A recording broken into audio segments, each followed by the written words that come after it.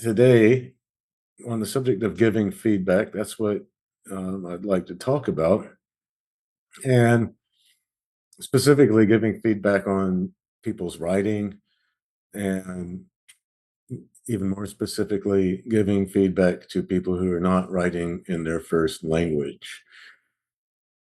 And that becomes kind of tricky because, on some levels, even when students first begin studying the language, they should be able to write simple sentences and observe correct grammar and use appropriate vocabulary and on a sentence by sentence basis. But if you talk about writing an essay, that's a whole different, that requires a whole different level of competence. So uh, I just remember when I was learning to Russian, I've written and published articles in Russian. And I had studied it for a very long time before I could write a research article that was publishable in it. I had to write essays in Russian while studying at the university and in graduate school, but it was very difficult. I was fluent. I could speak fluently. My listening comprehension was great. I could watch movies, watch television, talk on the telephone, have conversations all day long, sit in seminars and listen to Russian and speak Russian.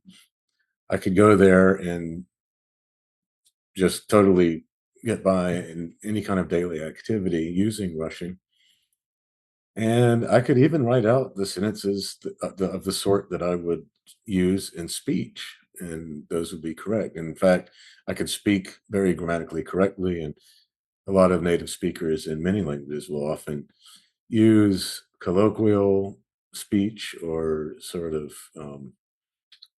you know, they'll make grammar mistakes in their speech or their like vernaculars don't often follow formal grammatical rules. So I sounded like somebody who spoke formal grammatical Russian, and that wasn't perfectly natural. But even so, when it came to actually writing an essay, that I still had a very hard time doing it. And one thing that I would do, and I had to eventually learn not to do it, was I would try to translate from English into Russian. So I would write the essay in English and then try to translate it into Russian.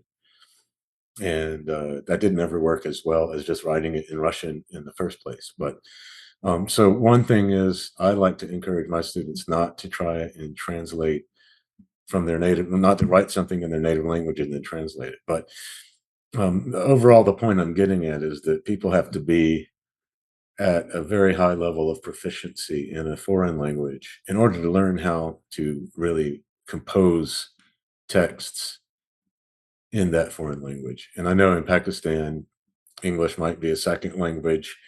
It might be a third or fourth language, even depending on where someone's from and what their first language was, um, and what So uh, that's difficult. So we really have to have students that are operating at a high level, or their proficiency in languages at a high level, in order to really teach them composition. And I say that, and I'm making this point because I think teaching composition and teaching um, writing is not the same as teaching language, and it's not the same as teaching students to write sentences grammatically. So, like when I studied Czech, I've studied French, Spanish, Czech, and Russian, and a little bit of German. And every time I'm asked to write sentences, but that's a way of learning grammar, and it's a way for the instructor to check my grammar, and it's a way to learn vocabulary. But teaching composition is a very different thing.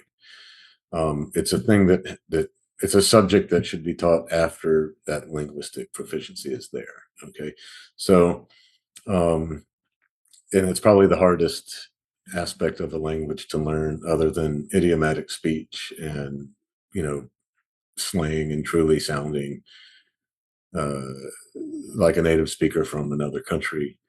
Uh, it's right below that in the level of difficulty, I would think.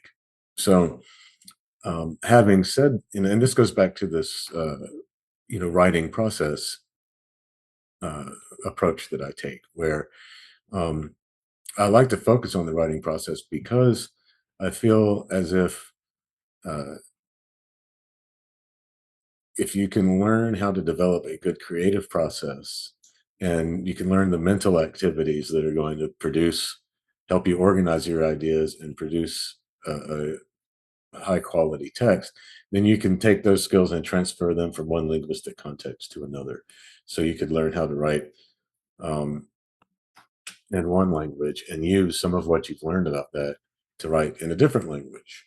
Obviously, the grammatical things and the word choice and things like that don't necessarily transfer over, but the more fundamental creative aspects do. And so that's why I've developed a what I call a hierarchy of concerns uh, when it comes to evaluating someone else's writing, and it could be student writing or it could be a colleague's writing. And sometimes I like to even think of it as a way for me to evaluate my own writing when I'm working on something and I'm revising it and developing it. So, as you can see here, are y'all able to see the screen? Yeah. Okay, good. So, this is what I call a hierarchy of concerns when it comes to writing. And like I said, it's good for a sort of guide on what kind of feedback to give and also a guide for what kind of things should you work on in your own um, uh, endeavors to revise and develop the writing projects you're working on. And just like a pyramid, the bottom level of this hierarchy supports everything above it, but the higher levels do not support the things below them, so to speak. Now, this is a way of looking at teaching that goes back hundreds of years. Um, you see, and when people teach sculpture, when they teach drawing and painting, when they teach architecture, uh, when they teach a lot of engineers will take a similar approach where you deal with your frameworks first. You deal with your big pieces first, and then you start working down towards the smaller details.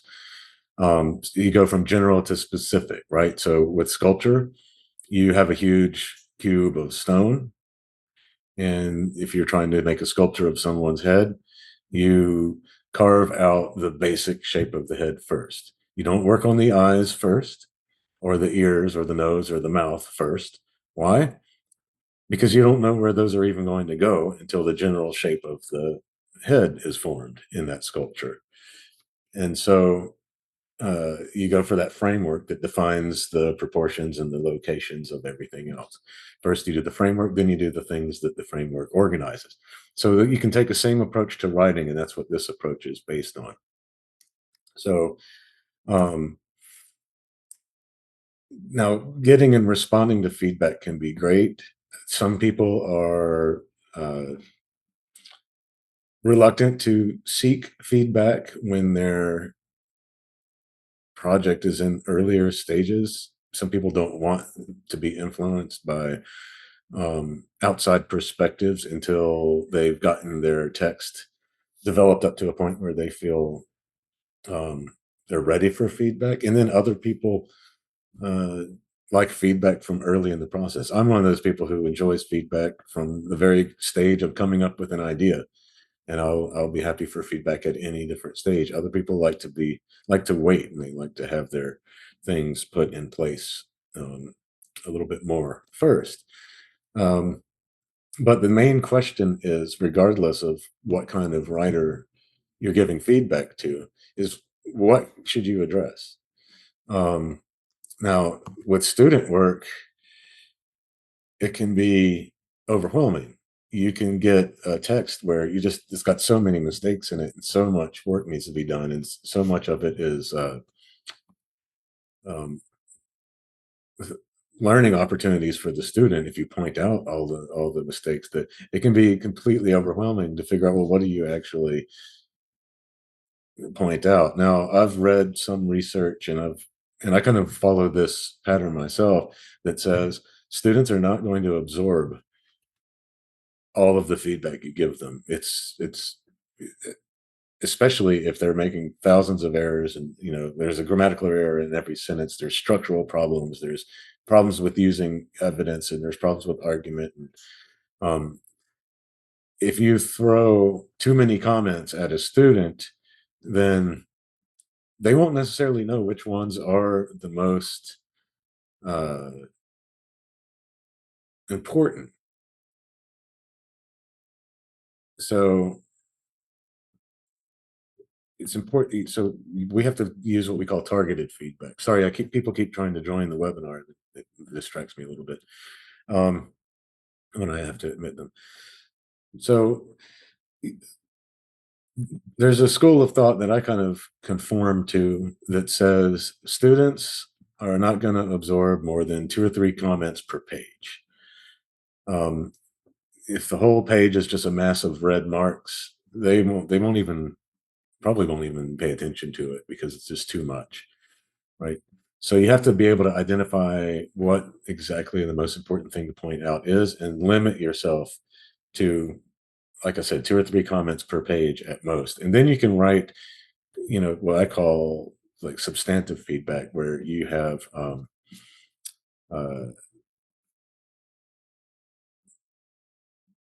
where you can basically give overarching feedback that addresses the entire text. But no more than about 2 or 3 comments per page is are the students going to be able to absorb. The other thing is you have to give targeted feedback if you want your student to address what's most important, right? So if they make a comma splice constantly, you can point one comma splice out on one page and say, learn how to avoid comma splices. You don't need to point every last single one of them out. Um, because then those comments will start to uh, reduce the relative importance of the other ones, the other comments that you're making, right? And in fact, with even with second language writers, fixing errors isn't necessarily the best place um, to start, even if it's badly needed. And I think a lot of people, and my actual training and background is in language teaching, not writing teaching, but I gravitated into teaching writing. And so my initial impulse would be to correct errors because I'm a trained as a language teacher, but it's not always the best thing to start with, even if it's badly needed. And you may ask why, and it's because if the student or a colleague, but let's think about this in terms of students. If the writer needs to work on other things like structure or argument, it, fixing those things might mean that a lot of the sentences need to be rewritten anyways. If you're moving paragraphs around, or if you're omitting large bits of text, and if there's a need to write a lot of new paragraphs and a lot of new bits of text, pieces of text, then fixing grammatical errors first isn't going to make a lot of sense because those sentences might not even make it to the next draft. So you don't want to go fixing sentences um, that you're not even going to keep, right? Find out whether you should keep them first. And so that's why I like to follow this hierarchy, and these are the order in which I look at things. Um, and the bottom of the pyramid is purpose and genre, right? So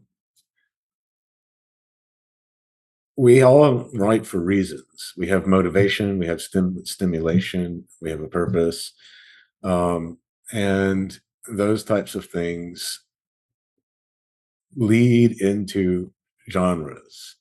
Okay, if you know your objective for writing, and if you know what your purpose is, and you have a strong sense of purpose, you can actually resolve problems intuitively on your own without necessarily needing someone else to tell you how to do it, because you know that if you change the text a certain way, or if you resolve that issue a certain way, that's what's going to achieve your purpose. If you have a weak sense of purpose, then it can be very disorienting. You can wonder, it can make you wonder whether, oh, should I change this? I don't know if I should change that or not. Should I do this? Should I remove this passage? Should I add another paragraph here? If you don't have a strong sense of purpose, those answers aren't going to be easy for you to answer by yourself intuitively. So with students, a lot of them say, well, my purpose is to get a good grade. And I try to ask my students to at least pretend they have a different purpose, right? So, because if your purpose is to try to get a good grade, then your strategies and your tactics for writing and revising are going to be to try and read the teacher's mind and to try and figure out what the teacher wants to see.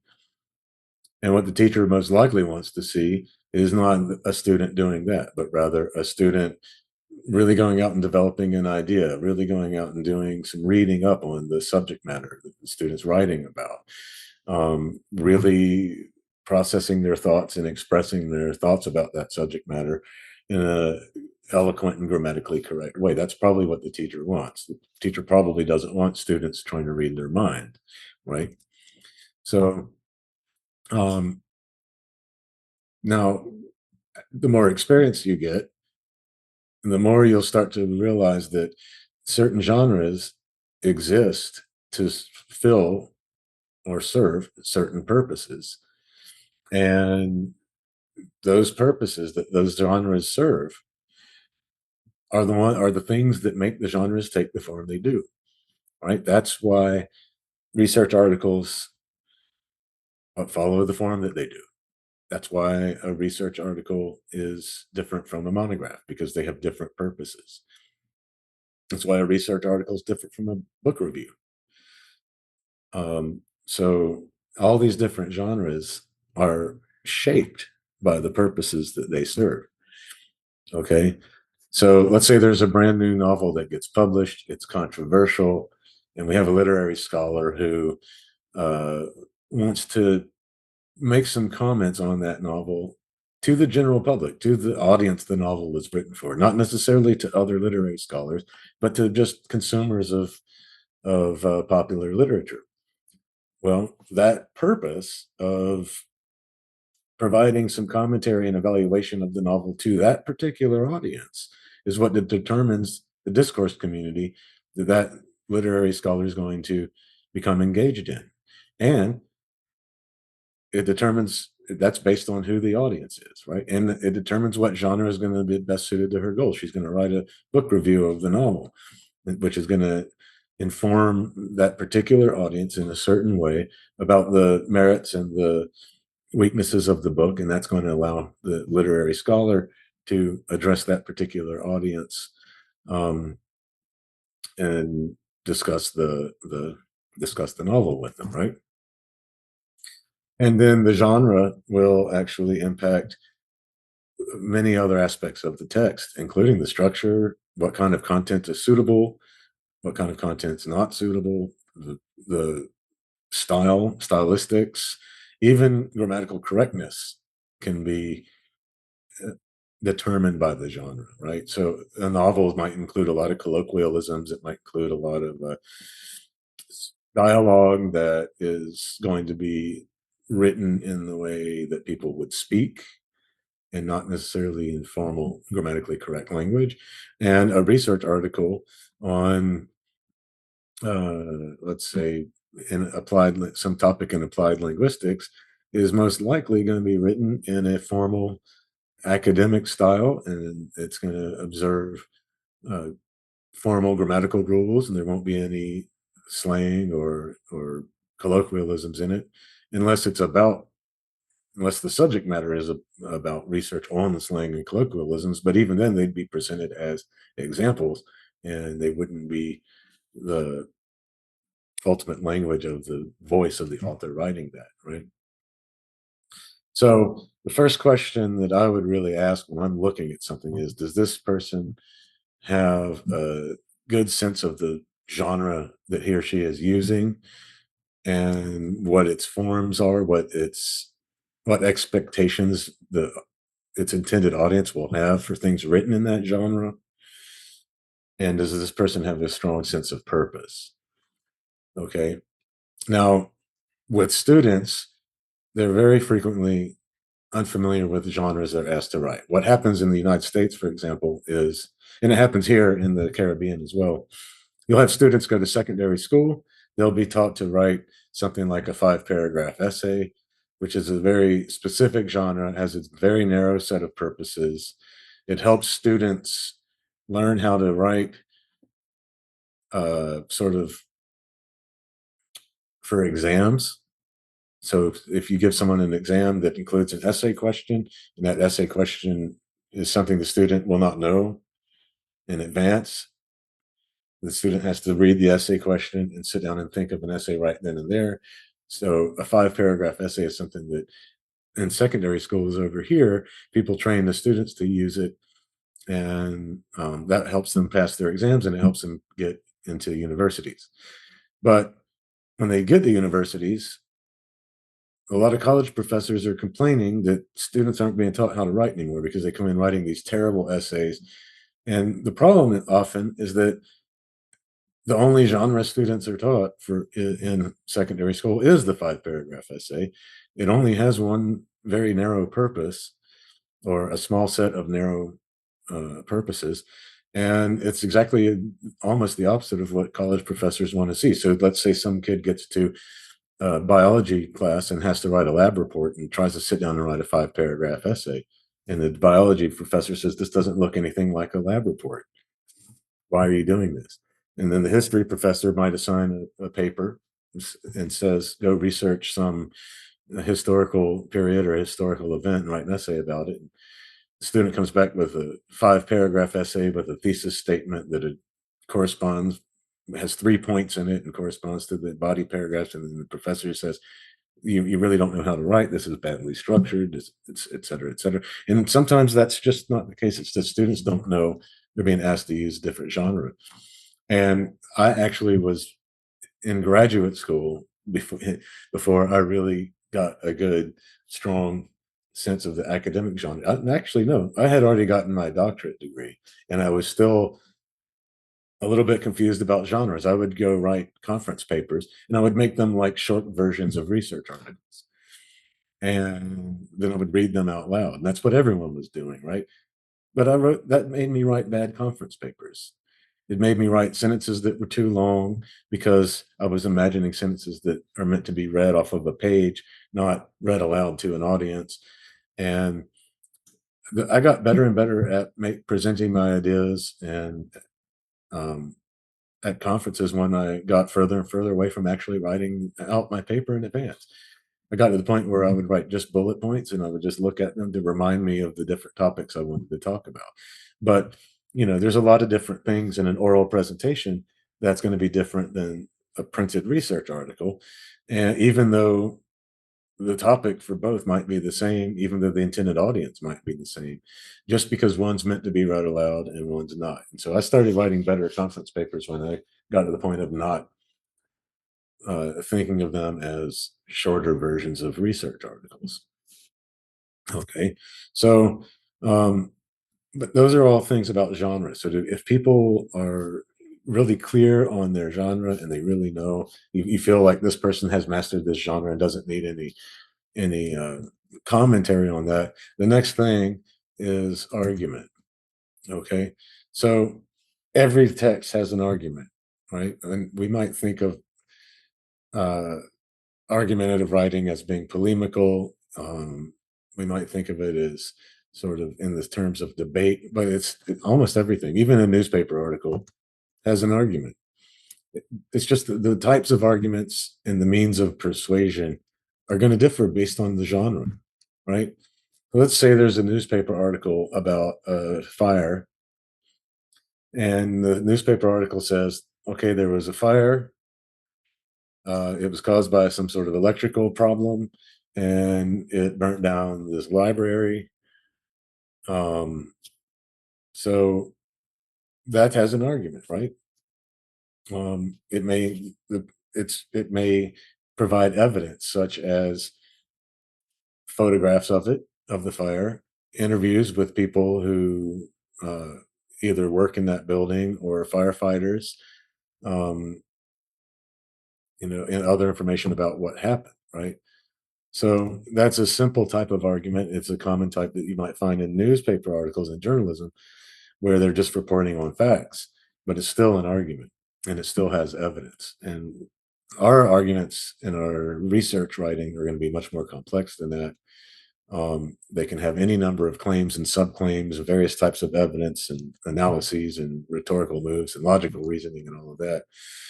But it should be motivated by your research questions or your philosophical inquiry, your research problems. It should address a practical or conceptual research problem. And you should have one main idea in your research article that is uh, present throughout, and everything else should support that, including your literature review, your methodologies, and everything. Um, so if you feel like a writer needs some to do some work on the argument in what he or she has written, you might think about these types of questions. What is the overarching claim here? Is it really substantial enough for an entire paper, or should it be more of like a conference paper or something else, or a note? There's a genre that we used to publish in the Pushkin Review called notes, and they would be sort of miniature arguments with not a lot of exposition and not a whole lot of evidence. They were short, and it was just sort of an observation that would maybe influence research and things like that. So, is it something like that, or does it merit a whole research paper? Um, does the whole text support the main idea?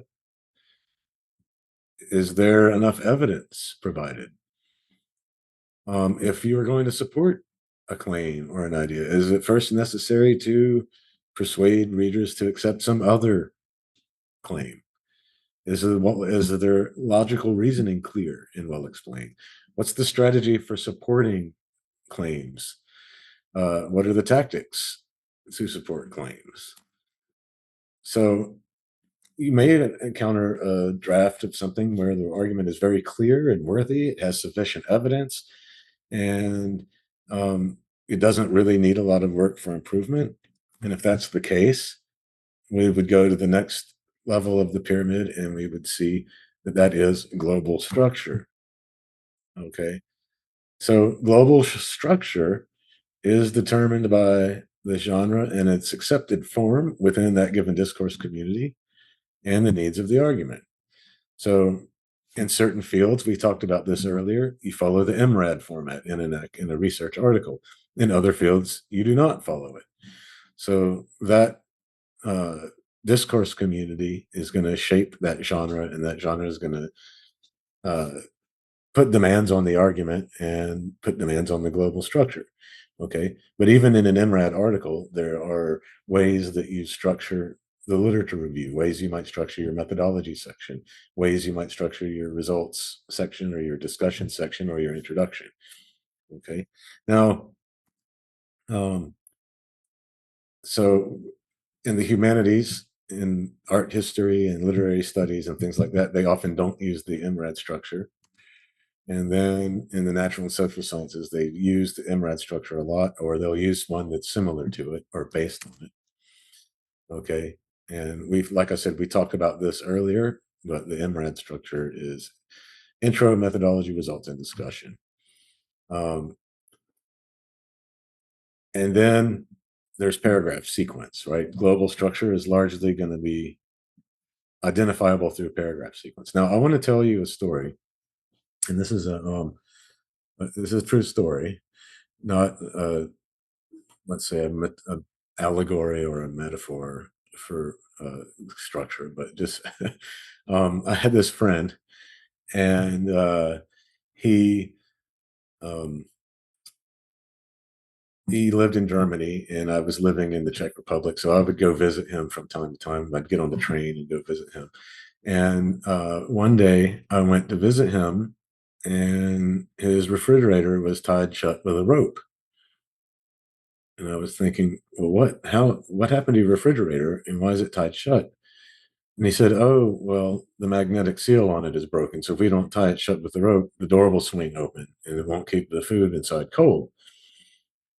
Well, what had happened was he had always wanted to go to Spain and run with the bulls. I'm not sure if y'all have ever wanted to do that, but there's this tradition every summer in this one town, and they get in these narrow streets, and a crowd of people will get there, and they'll release an angry bull and send it running through the streets, and everybody runs away from it and tries to stay ahead of it and not get trampled. And I guess they do it for excitement.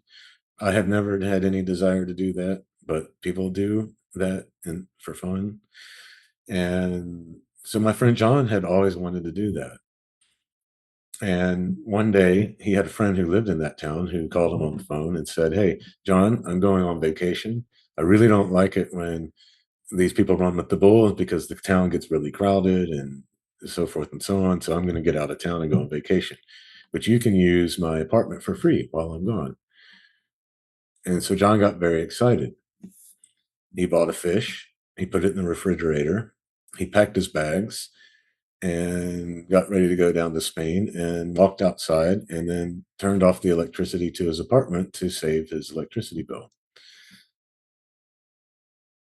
Well, it was summer and the fish went rotten and it swelled up and it exploded and it broke the seal on his refrigerator. And he had a huge mess to clean up when he got home. Now, what are you thinking about John at this moment?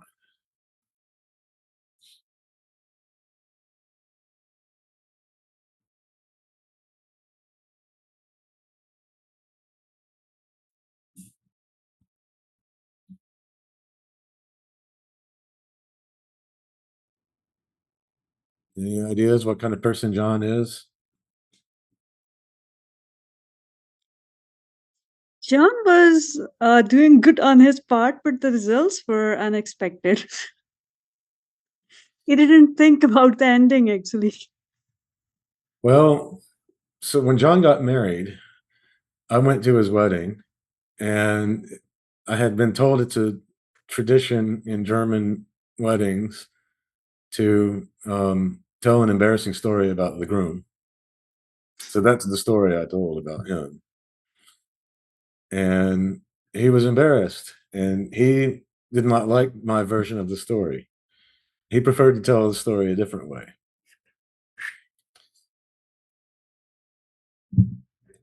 His version of the story was that he had always wanted to go to Spain and he was to run with the bulls.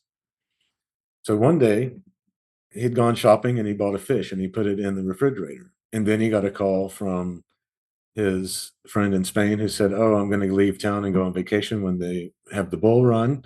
You can come down here and use my apartment for free. He got really excited. He packed his bags and he went outside, turned off the electricity so he could save money on his electricity bill. And then he went to Spain. Then the fish spoiled, it exploded. There was a huge mess in the refrigerator and it broke the magnetic seal on the refrigerator door. So in that case, John doesn't sound so crazy. He just sounds like he got excited and he forgot the fish was in there. The reason is the sequence in which I delivered information to you. In the first version of the story, I mentioned the fish after I mentioned John getting the phone call and being told he can use the apartment in Spain.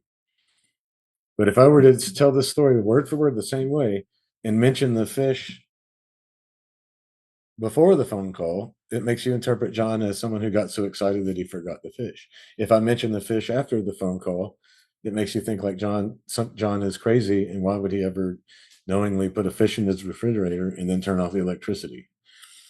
Um, and I could tell the story word for word in the exact same way, and just deliver the information in a different sequence, and it'll change the way that you interpret John's character.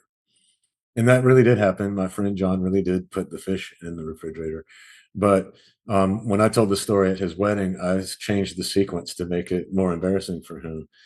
And and so he had to retell the story with a different sequence, right? So yes, it's sequence of events is important, but it's not only the sequence of events, it's the sequence in which you deliver information.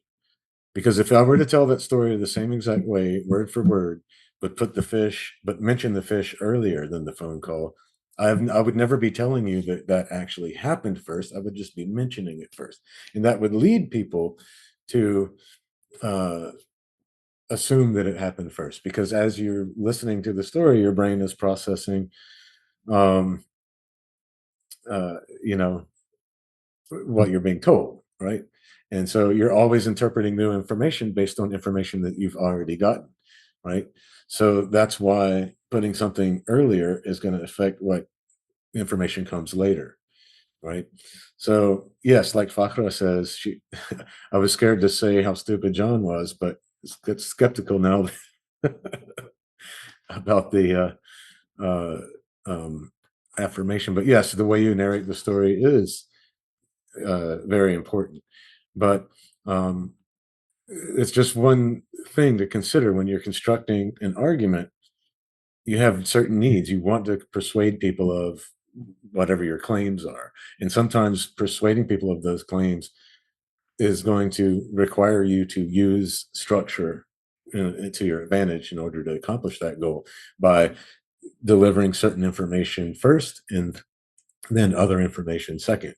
And that's just going to depend on the context, and you're going to have to make those decisions on your own. But if you have a strong sense of purpose and you have um, a strong strategy for your argument, you'll be able to figure out the answers to those questions on your own. Like, oh yeah, if I do this, it'll make people interpret the next thing that way, and vice versa, right?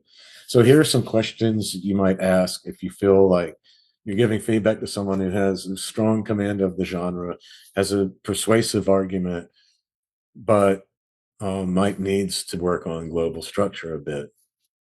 I'm going to share this Prezi on the course site, so um, we don't have to spend too much time um, on those questions now. But if the structure is in good shape, and the writer has a strong command of genre, has a strong argument, has structured the piece of writing in an effective way, that's when you can get down to this question of um, the paragraphs. All right. So in paragraphs, that's difficult to teach. It's difficult to comment on because there's not any set rules for what makes a good paragraph, and there are different types of paragraphs. So the very first paragraph in a let's say a research article isn't going to have to follow the same exact rules as all the other paragraphs because it's the very first one. So it's going to have a certain function and a certain purpose and a certain goal. Same with the very last paragraph. Okay. An abstract for an article is usually only one paragraph long, and it will have its own rules for how to do that. We're actually going to spend a whole workshop on abstracts and have a webinar on abstracts later. So, um, but for the most part in English, there are some basic rules that you can follow for paragraphs that are in the body of a piece of writing, and they are that you need a topic sentence. You need usually one main point to be made in a paragraph. It should be easy to identify. It should usually be expressed in one or two sentences, and important ideas that are not subordinate to that topic sentence or that main idea might need to be the topic sentences of their own paragraphs and not in the paragraph. You don't want two competing main ideas in the paragraph. So you want one main idea with subordinate sentences that might clarify, expand upon, or develop that main idea or somehow support it. And then you want links to other paragraphs. So each paragraph should follow naturally from the one before it and follow and should lead naturally into the one after it, right? And those that can be done through transitional words and phrases. And sometimes those transitions really only require one word. Sometimes they just require, you know, they might require a phrase or a sentence, but but they link the paragraphs together. Okay. So if you have to, and this is why I don't like to give feedback and on sentence level things first, right? If someone has to revamp their argument, they're probably going to rewrite a lot of the text that they have. If someone needs to restructure their whole paper, uh, they're going to have to rewrite at least the transitional parts of paragraphs and things like that, right?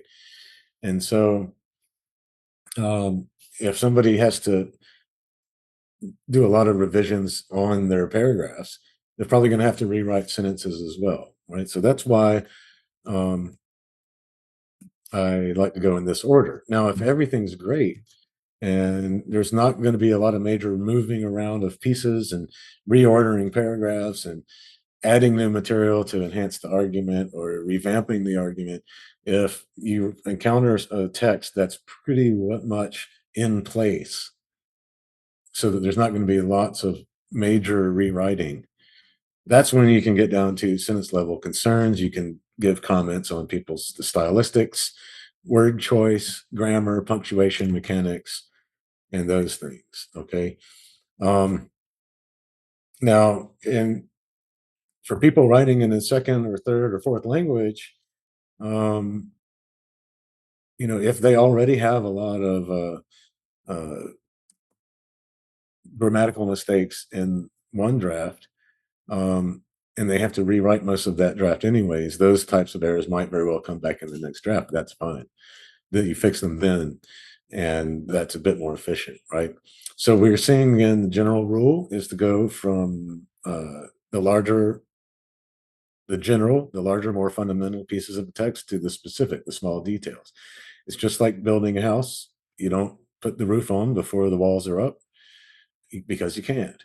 The walls have to hold up the roof. You build the foundation before you build the walls, right? You can't install the light switches and the faucets and the decorative elements until everything else is in place, right? So if you did things in the wrong order, you just create more work for yourself. So that's the hierarchy as I like to see it in terms of how I revise my own work, how I approach my own work, and how I self evaluate. But I also like to use this for students. Now, again, this is where you have to understand that students that are capable of writing essays in a foreign language have to be already at a high enough language level of language proficiency in order to do so. So it almost doesn't make sense to teach writing to a student who is still struggling with, introductory or intermediate language skills. So, um, but if they are at a point where they can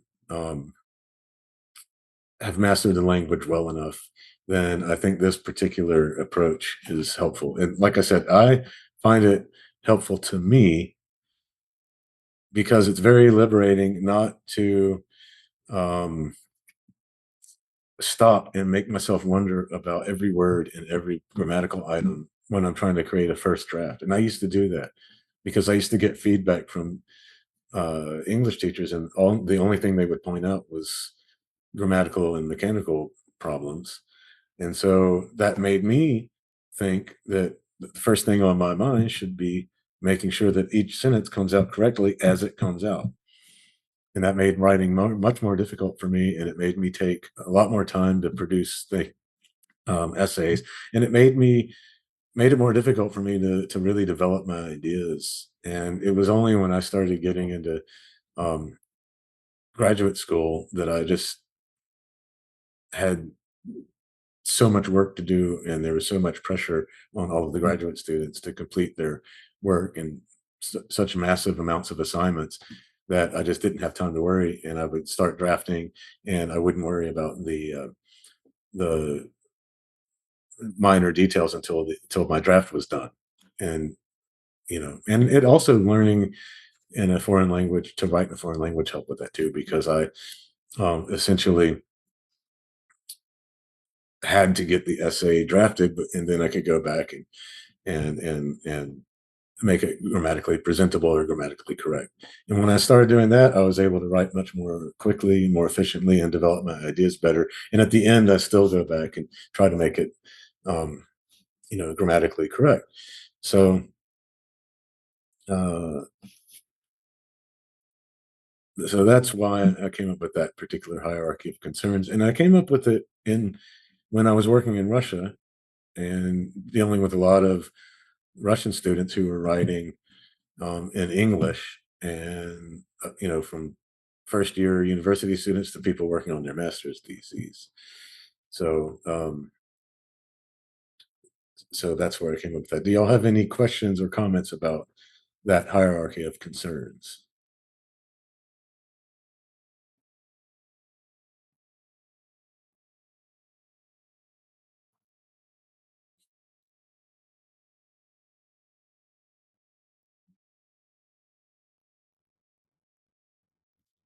So Dr. Abdul asks, can we do it in critiquing a theory? For example, I have to talk about the limitations of Huntington, the clash of civilizations. Should I introduce it, then its limitations from my perspective of study? While on political ground, on side with American national discourse, find no limitations. Um, I'm not sure. I don't know Huntington's clash of civilizations, so it's hard for me to say. But I would say yes. You can take a general to specific approach or a pyramid approach to theories, right? Um, if you really want to argue against a certain philosophy or a certain theory, you should probably go toward the fundamental aspects of it, because the small details of it are probably proving the small details wrong. It won't necessarily prove the big ideas wrong. So I still think you go from big idea to small idea. Um, do I think No, Arabia? I just have to explain means my question. Can I? Yeah, go ahead. The Trump is very popular in America, but the people over here, the students are protesting. Even though those who are not the Americans, they are protesting against Trump over here in Reading as well. You got my idea? Yeah, yeah, I see you. On one side, there are two perspectives of the theory. On the one side is the national discourse. They do not find any limitation with the theory of the clash of civilizations. While on the other hand, there are the critics and who produce the limitations, and they say this is more a piece of journalism rather than a theory or the discourse like that, which can be taken out.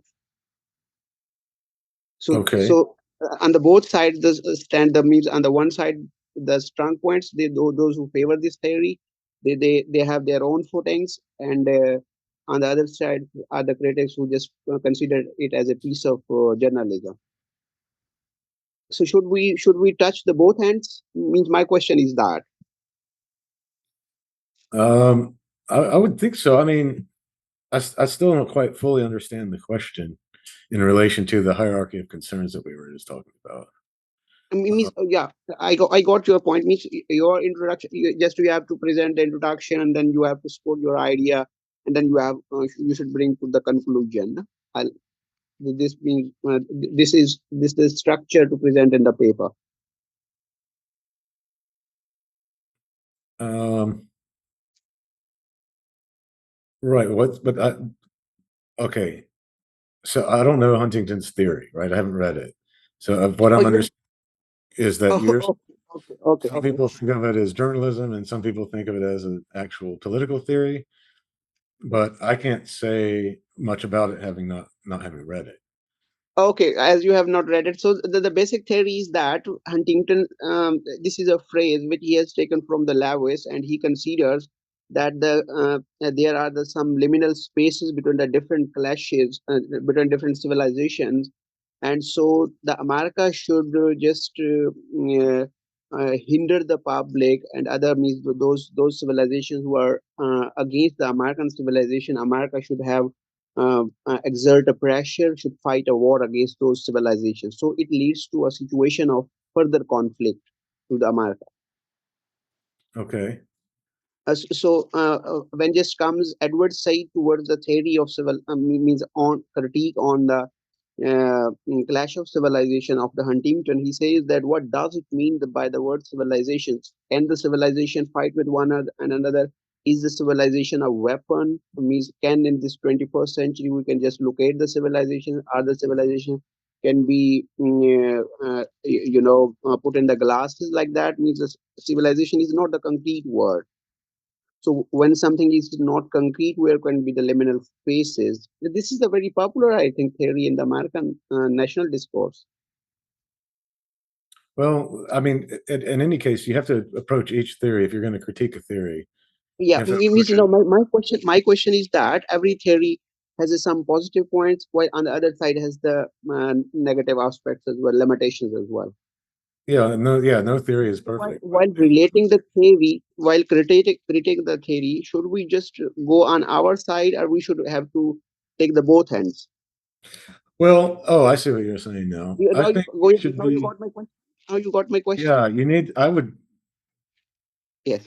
I would think it's more convincing to present yourself as objectively as possible. Yeah. Now, objectivity is 100% objectivity is not possible in Yes. any case. As discourses are not neutral. Right, but you can, and it can be more persuasive to recognize the strengths of something that you're trying to argue against than Yes. it can be to only point out the weaknesses, because then you present yourself as overly biased or something like that. Okay. Um, and there's actually a particular rhetorical move called procatalepsis, Yes. which is where you actually praise the strengths of the opposing argument in a way that reveals its weaknesses. And and then it's all about how you're presenting yourself when you do that. The reason people do that is it presents them as careful thinkers and as fair thinkers. Yeah. And it was an ancient Greek rhetorical move that ancient Greek philosophers used to use. Um,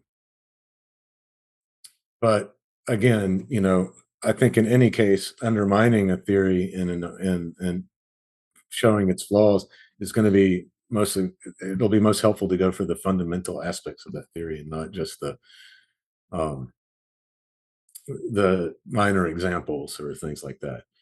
Um, I mean, we could argue that the world is one big single civilization now, and the clashes that happen are not necessarily clashes of different civilizations because we have global society now. And we could argue that's wrong too. Um, Sadia Malik asks, should we be using the same pattern for giving feedback in our course? Yes, I think that would help. Uh, you know, you give feedback according to this, and when you read each other's work in the course. Do you think the linguistic structure of the argument also matters as much as the argument itself? Yes. So when that's from Rabia, and the answer is yes. The linguistic structure to me is equally important. And the thing about the hierarchy, and I'm really glad you asked this question. The thing about the hierarchy is not that the sentences aren't important or that the actual linguistic forms are not important. It's that there's an order in which addressing them can be most efficient and effective, right? So, like I said, in a house, you build the foundation first and eventually you put the roof on. The roof is important. It keeps the rain away, it keeps the sun away, it shelters you, right? But it needs the foundation. and the foundation is what holds it up, right? So there's a sequence in which you build a house, and the first thing is you build the foundation. That doesn't mean the roof is less important. In fact, the whole purpose of the house is to have a roof. So the roof might be just as important as the foundation, because a foundation without a roof isn't going to be livable, and a roof without a foundation isn't going to be sheltering you. So it's not about which one is more important, it's about in what sequence do you address problems with those aspects of the text, not about whether one aspect of the text is more important than the other. um, let's see.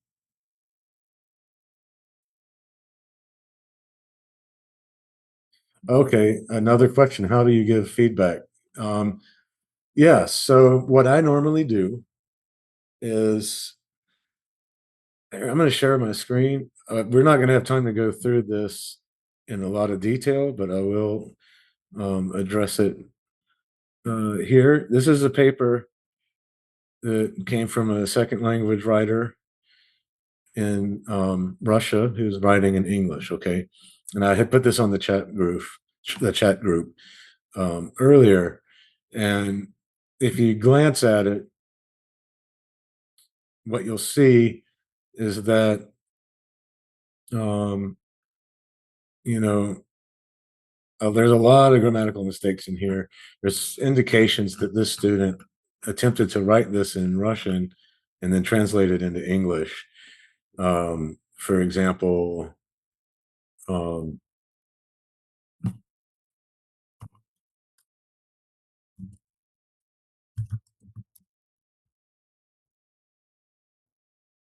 the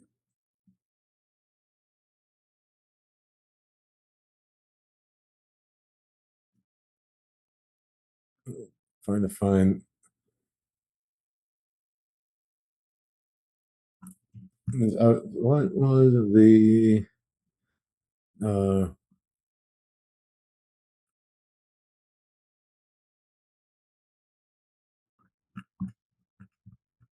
there was one sentence where it was so obvious that this was translated, that he wrote it in Russian first and then translated to English. Um, oh yeah, this type was and is the most famous in the world. It continued to develop under the pen of other author until it reached a feathered of Pushkin. Okay, so you see the word feather here, and he's talking about the pen, because in Pushkin's time in the 1800s, people would use feathers to write, and in Russian, um, you could say.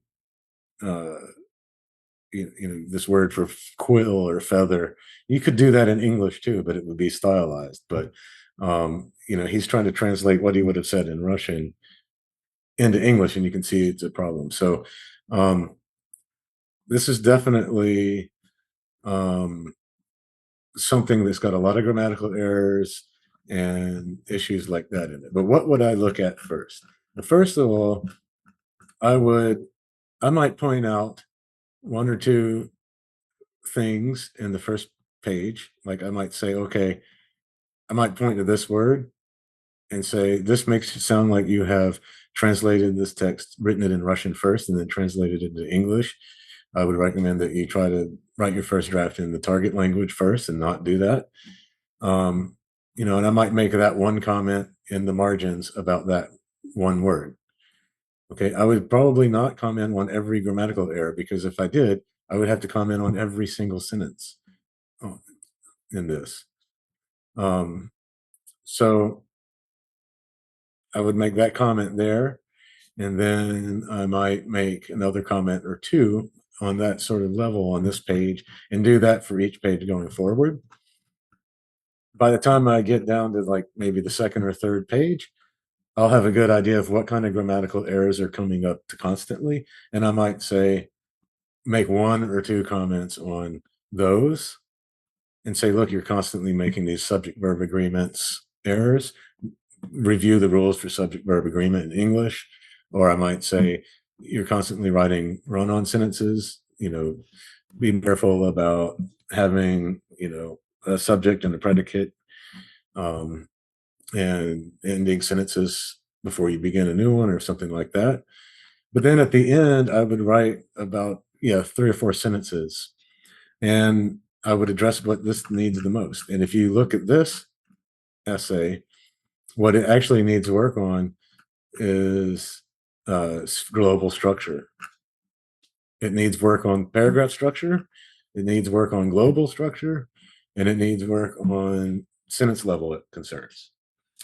But most of my paragraphs at the end of this, most of my comments at the end of this, and most of my comments throughout would be about global structure. This paper follows what I would call a boxcar structure. It says, okay, here's one example of something, talks about it, and then moves on, and then says, here's another thing, talks about it, and moves on, and doesn't really continually engage in discourse with everything. So that's what we call a boxcar structure, and it's almost like a list of different paragraphs that make a point, and then they don't tie cohesively into um, the argument, right? So I would say, don't just go and address this point, say everything you have to say about it, and then move on, but rather keep being recursive and returning to the relevance of things throughout and restructure it. Okay, that would be the first thing I would say.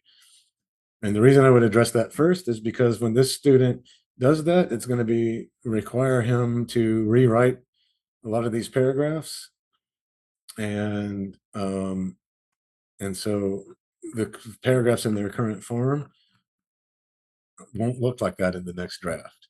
Okay. Now, Nasir says there's a problem with paragraphing, and that is 100% true. I agree with it 100%. And if this were, uh, if his next draft had these same problems with paragraphing, I would definitely point those out. But I wouldn't tell him, okay, here's every grammatical mistake, here's every uh, problem with all of your paragraphing, here's your structural problems, and then expect the student to respond to all of that. So I would pick the one that was the furthest down on the pyramid and try to focus on that and say, look, you're at a stage where you need to work on these things. Once you master that, then we'll get to the stage where you can work uh, uh, on the other things. So Rabia says he tries to make his argument clear in the first paragraph, and I agree. I don't find there to be major problems with the argument level in this paper. This is an undergraduate first year student in an English class. And so for that level, I felt like his argument was uh, adequate enough for the assignment. Um, exactly. His English is awful. So I would begin with, hey, you need to really think about how you structure your ideas, how you sequence your paragraphs, because what you're doing isn't effective. And then that would be the main comment he got on this assignment. I might also say that there's a lot of grammatical mistakes he needs to work on and everything else, but I would focus on the global structure.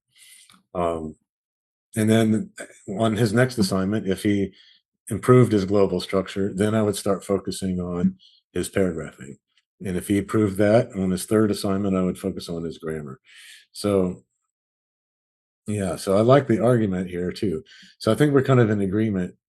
Um, but yeah, you can't give you can, and another thing, when you give feedback, you should time yourself. Don't let yourself give massive amounts of time to one paper. I mean, again, students are not going to process and absorb all of the feedback that they actually need. So you have to figure out what feedback is most important to help them at whatever stage they are at in their development of language use and writing, and just give them the feedback that's going to help them the most. Then time yourself. If you have 50 papers to grade, and you're going to spend let's say 4 hours on it, well, then that's going to be around 12 papers per hour. That's going to be about 5 minutes per paper. You're going to have to be able to look at it quickly and see what can you say to help the student as much as possible within whatever amount of time you've given yourself to grade each piece, right? You can't don't try to feel like you need to help them fix every single thing that's wrong. Just try to help them get better at what they need the most at that moment, right? Um, to a large extent, students have to understand that their journey to improve as writers in a foreign language is their journey, and they have to do work on it independently. And we, as their teachers, can help them, but we cannot tell them every single thing that they need to do. They need to go out and learn somewhat independently as well. Um,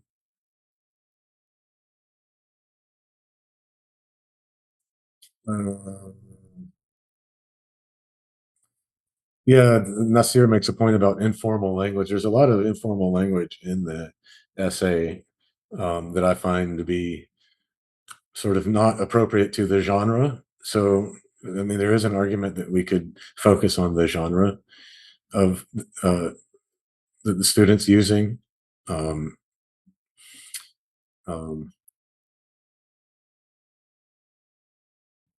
yes, bad understanding of difference between spoken and written communication. That's another genre problem.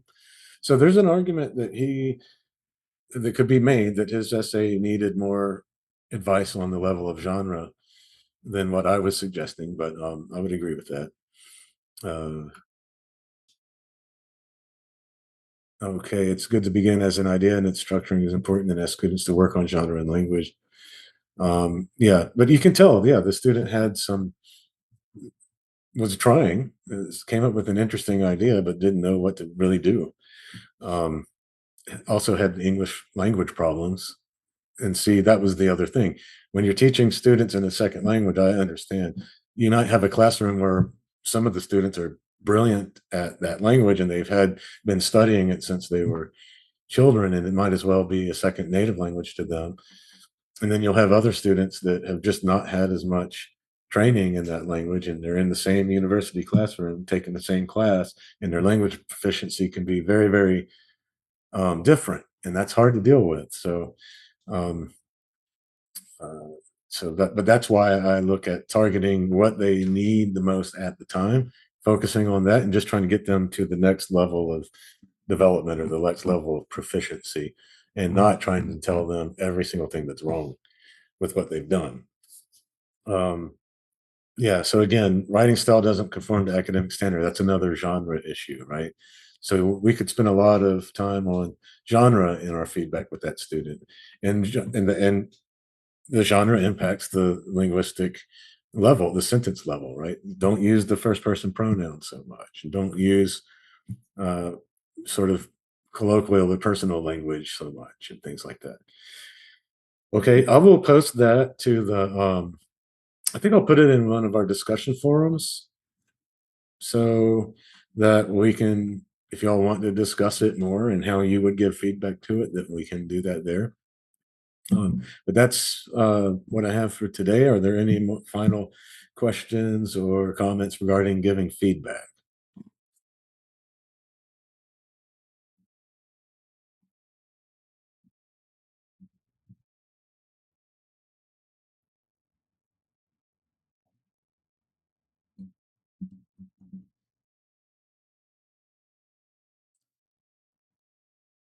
If not, then I will say good. Oh, we do have one question here. Confirm the deadline of the proposal submission. I will have it be Saturday. So I'll extend it to Saturday, but that means you'll have less time to give feedback. But I imagine that probably takes less time than actually writing the proposal. So you'll have approximately a week to give feedback. Um, and the way this will work is after you've given feedback to your two peers, then I'll give feedback to you. So, um, anyways, we'll extend that, and I'll go and change that in the Moodle site now, and I'll send a message out on the WhatsApp. Will there be any rubric to give feedback for the proposals? There's not a specific rubric that I have. I would say that hierarchy of concerns is what I would follow. The reason that there's not a rubric is because actually this time we mostly have social linguists, but a lot of times in this course we'll have a physicist, uh, a biologist, a chemist, a linguist, an anthropologist, and like it'd be hard to come up with a rubric that fits all of their needs because then those different fields they have completely different expectations for what to write. So this time we're much more uh, from similar fields like literature and linguistics. I think there might be a psychologist or two in here, but um, so we're going to be more familiar with the forms and the conventions of writing. But no, I haven't made a rubric. But the hierarchy of concerns is the way I would follow, like what aspects um, to comment on. And we're not giving grades. It's just trying to provide whatever feedback you think would be most helpful. Like, what does the person need in terms of feedback? Um, that's the other thing. Rubrics are the way I use them is it shows how you would distribute a grade. And I can show you rubrics that I use in my with my students, but we're not grading these. If you do them, then you get the uh, mark that you did it, and yeah, there's not an actual grade. So whatever's most helpful, just give feedback that you think is going to be the most helpful. Would you please provide any other resource in PDF form, any book, anything on the hierarchy of concerns? Well, no, I made that hierarchy up. That's my own theory. So I don't Okay. the other things. So I'll just provide that. Uh, I will provide that Prezi, and you can revert to it, use it if you want, or not use it, or do whatever, however you see fit. But yeah, no, I came up with that on my own to when working with my students in Russia who were all second language students, and it's something I presented at a conference in Germany, and then just developed it a bit over the years. So that's all that is. I don't have I didn't take that from someone else, but there is, if I do find some literature on feedback, then I'll share it. I think I might know some good sources on uh, giving feedback that kind of might agree with my theory, maybe not intentionally, but that kind of go along with it. Okay, well, everyone have a great evening and a great week, and I'll see you at our webinar next week. Thank you. Have a great day. My pleasure. Goodbye. Goodbye. Goodbye.